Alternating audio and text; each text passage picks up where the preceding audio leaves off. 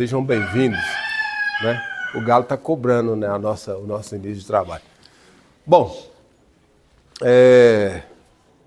eu vou iniciar me apresentando. Para aqueles que não me conhecem, me chamam de Marachitã e eu tenho a incumbência, né, de conduzir esse tempo e já faço isso há mais de 2 décadas.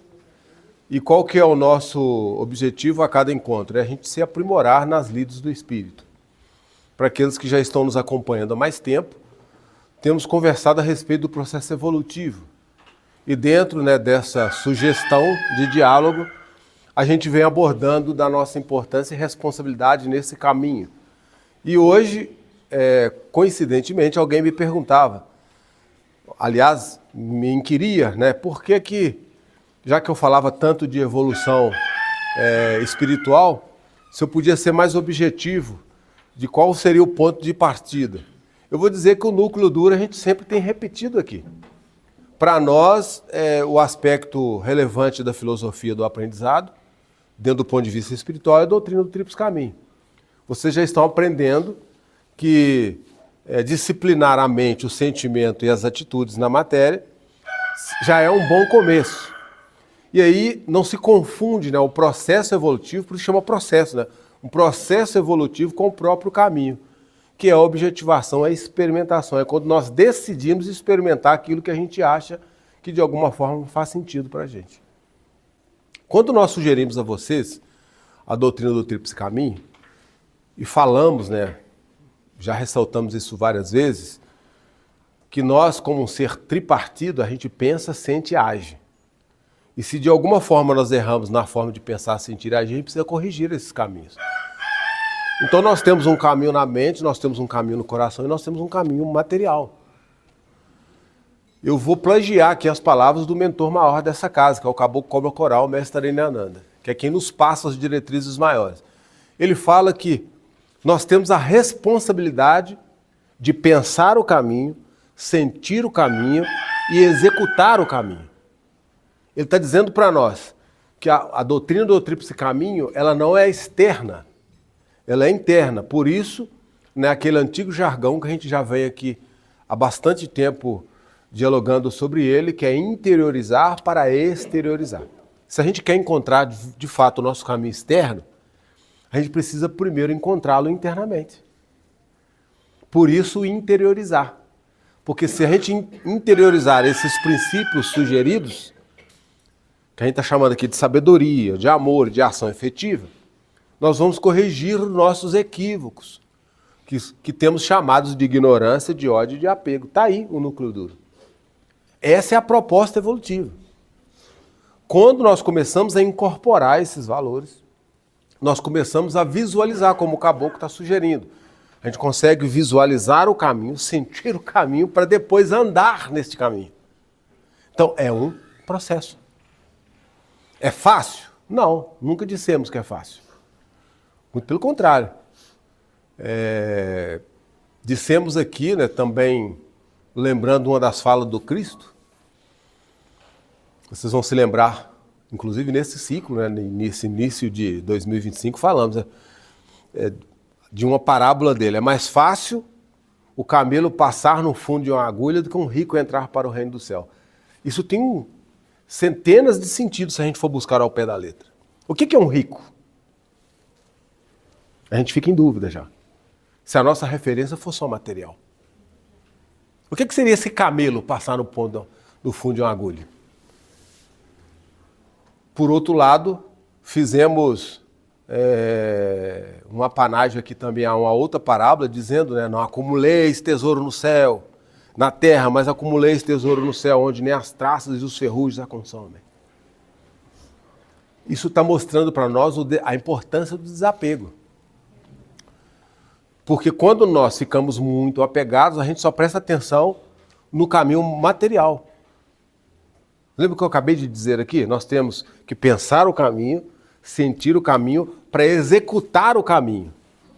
E se nós, na condição humana, trajando um corpo material, só nos preocupamos com o caminho da matéria, dificilmente nós vamos conseguir sentir o caminho, visualizar o caminho, tal como proposto pela doutrina do Tríplice Caminho. Então, Tantra, mantra e yantra nos chama a responsabilidade da força do pensar, da força do sentir ou verbalizar e da força do executar. E se a gente estiver muito apegado à questão material apenas, que está muito próximo às nossas contingências humanas, eu até brinco, né? A gente não veio na Terra apenas para sexo, estômago e intelecto. Esse talvez seja os 3 maiores apegos que nós temos. Sexo, estômago e intelecto. Não viemos só para reproduzir. Não viemos só para nos tornar uma sumidade acadêmica dentro do conhecimento humano. Então, sexo, estômago, ou seja, não viemos só para deleite da matéria. Percebem? Porque tudo isso é apego material. E qual que é a proposta? Nos desapegar, para que nosso espírito tenha leveza. E aí, para resumir, para ficar mais fácil para vocês, a doutrina do Tríplice Caminho está nos chamando à reforma íntima. Agora, por onde iniciar essa reforma íntima? Se a gente não tiver pelo menos um ponto de referência. E aí nos serve a dica que eu acabei de dizer. Precisamos primeiro interiorizar valores para depois externar resultados. Interiorizamos valores e externamos resultados. Então, quando somos convidados a incorporar a sabedoria, quando somos convidados a incorporar amor ou sentimentos altruísticos, vocês preferem, com absoluta certeza, a nossa externação será objetiva e positiva. Lembra do outro exercício e dica? Nós somos responsáveis pelas nossas escolhas. A ação é um ponto de partida. Só que toda escolha tem resultado. Lembram que já disse aqui que a doutrina do Tríplice Caminho nos aponta 3 caminhos. Dentro da simbologia mais filosófica do caboclo é isso. Precisamos pensar o caminho sempre com sabedoria, precisamos sentir o caminho sempre com amor, precisamos objetivar o caminho sempre com ações positivas, que a gente vai chamar de efetivas e afetivas. Essa é a proposta filosófica. E a proposta objetiva? Dentro do contexto que eu acabei aqui de citar, que é a reforma íntima, a gente tentar se melhorar cada dia. Não é fácil. Esse é o processo iniciático, que não necessariamente nos vincula apenas aos aspectos religiosos. Então a gente tem que carregar a valência do que já ensinamos aqui para vocês, da filosofia, da ciência, da arte, da religião. Essa é a gnose.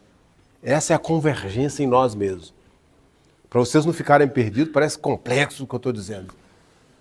Nós já ensinamos aqui, filosofia, conduta. Quando assumimos uma conduta na vida que ela é positiva, a gente avança. Então, filosofia, conduta. Ciência é escolha. É ter a sapiência de saber escolher. Isso é ciência. Filosofia, conduta, ciência, escolha. Arte é postura na vida. Arte é postura. E religião é a contemplação dos resultados alcançados. Então, se eu tenho uma conduta, sei fazer boas escolhas, tenho uma postura digna dentro de uma ética moral e espiritual, e professo a minha religião, que é a minha conexão com a divindade, com o sagrado, de forma altruística, a reforma íntima vai acontecer. Acontecendo a reforma íntima, os resultados aparecem. Perceberam? É isso, senão fica muito filosófico. Aliás, tem tempo que eu não falo isso, mas qualquer um de vocês, se quiserem aprender mesmo, nas lides da Umbanda, basta aceitar o compromisso. Quem tem aí, de alguma forma, a responsabilidade mediúnica, fica protelando não. A Umbanda ela oferece 2 caminhos. Um externo, que a gente chama de Umbanda exotérica. É como se a gente olhasse para uma árvore e visse e visse nela apenas as folhas, os galhos, os troncos. Isso é umbanda esotérica. Exotérica, com X.